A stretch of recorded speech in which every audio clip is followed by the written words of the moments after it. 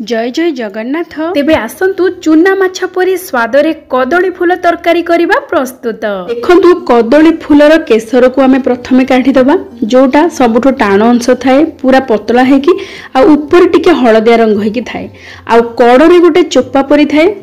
ए दुईटी जिनस आमे बाहर करिबा प्रति फूलरू बाछि सारिबा परे ताकू 2-3 थर भल भाबरे धोई दबा। धोई सारिबा परे ताकू बाहर कर देबे पानी रु आ ताको टिके साइड रे रखिबे। आमे एठी नेजु 2टी कंचा लंका, तापरे रसुण 6-7 कोला, अदा गोटे छोट खंड बा आधा इंच रो खंडे अदा नबा। रसुण अदा कंचा लंका को दरदर करके छेचिबा, पूरा पालिश करके बाटिबानी। एमिति दरदर करके छेचिले तार बास्ना और स्वाद बहुत बढ़िया रहिबो। एठी आमे नबा गोटे बड़ पात्र, सेथिरे दे देबा कदली फूल को आमे जो धोईकी रखिथिले। टिके बड़ पात्र रे नेले कोन हबो ना हमकु गोळेबा को सुविधा हबो। एबे आमे कदली फूल को बिल्कुल काटिबानी, एमिति गोटा गोटा दबा जहा कि पूरा पूरी बढ़िया देखा जिवो। तापरे आमे रसुण अदा कंचा लंका छेचा दे देबा, गोटे छोट चामच दे देबा जीरा गुंड, गोटे छोट चामच दबा धनिया गुंड आउ टिके भल रंग पई आमे दबा गोटे छोट चामच काश्मीरी लंका गुंड।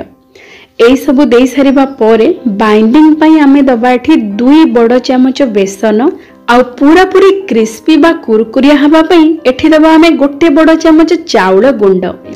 तापर आमे दे देबा स्वाद अनुसार लूण।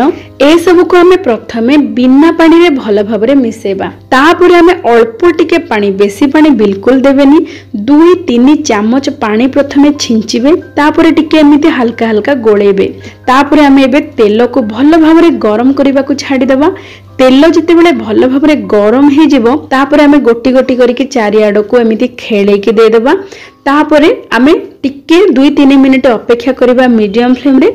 भल भाबरे गोटे पट ब्राउन हे गला परे ओल्टे देबा। देखंतु केते सुंदर देखा जाउची, पूरा पूरी ऊपर क्रिस्पी आपण माने देखिकी ही जानि पारुथिबे।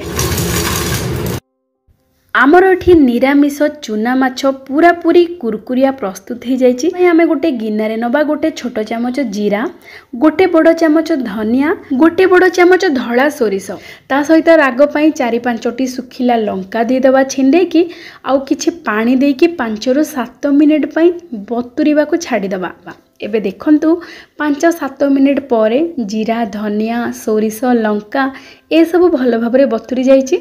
एबे आमे ताको बाटिबा। सेथिरे दे देबा गोटे बुदा रसुण बा 8-10 कोला रसुण। रसुण टिके अधिक देबे। आउ आमे एठी अदा नबा गोटे छोट खंड बा आधा इंच रो खंडे अदा। ता सहित आमे एठी नबा किछि नडिया खंड। नडिया पकेकी ताको पूरा पूरी चिकन करके बाटी दबा ए सब मसला को। एबे आमे मध्यम जल रे बसई दबा कड़ई को। 2 बड़ चामच दे दबा सोरिष तेल। सोरिष तेल रे करिवे बहुत बढ़िया फ्लेवर आसीबो आ बहुत बढ़िया स्वाद भी आसीबो। आउ सोरिष तेल भल भाबरे गरम हे गला परे आमे दे दबा पियाज कटा। पियाज को 2-3 minute low to medium flame रे टिके भाजी दबा। आमे एठी दबा टमाटो आउ टमाटो पके सारिबा परे सांगे सांग दे दबा लूण। तापरे भल रंग पई एठी दे देबा काश्मीरी लंका गुंड गोटे चामच आउ हळदी गुंड आधा छोट चामच। ए सब को देकी 1 मिनिट पई टिके भल भाबरे मिसई देबा। एमिति जदि आपण माने टमाटो सहित लंका गुंड दे देबे तार रंग बहुत बढ़िया पूरा पूरी नाली रंग आसीबो तरकारी रे। एबे हमें दे देबा मसाला बटा। मसाला बटा को देकी पियाज टमाटो ई मसाला को भल भाबरे मिसई देबा आ ताको घोड़े घोड़े की 5-7 मिनिट पई भल भाबरे कसई देबा। और चारिपटु तेल टिके टिके बाहरिबा को लागिबो। तापरे आपण माने पानी देबे। पानी भल भाबरे फुटी गला परे आमे जो कदली फूलर पकुड़ी प्रस्तुत करके रखिथिले पूरा पूरी क्रिस्पी ताको एठी पकई दबा। 2-3 मिनिट पई लो टू मीडियम फ्लेम रे फुटई दबा। एबे हमर प्रस्तुत हो जाइए। गैस रो फ्लेम को ऑफ कर दबा। आउ भल बास्ना स्वाद पई धनिया पत्र कटा किछि पकई दबा। देखंतु एमिति लटपट करके रखिबे, बहुत बढ़िया स्वादयुक्त होइकी रहिबो। आपण माने थरे प्रस्तुत करंतु, खांतु, जानि परिबे केते सुआदिया। आउ कदली भंडा बा कदली फूल हमर देह पई भी बहुत भल। तेबे आजि पई एतिकी। जय जय जगन्नाथ।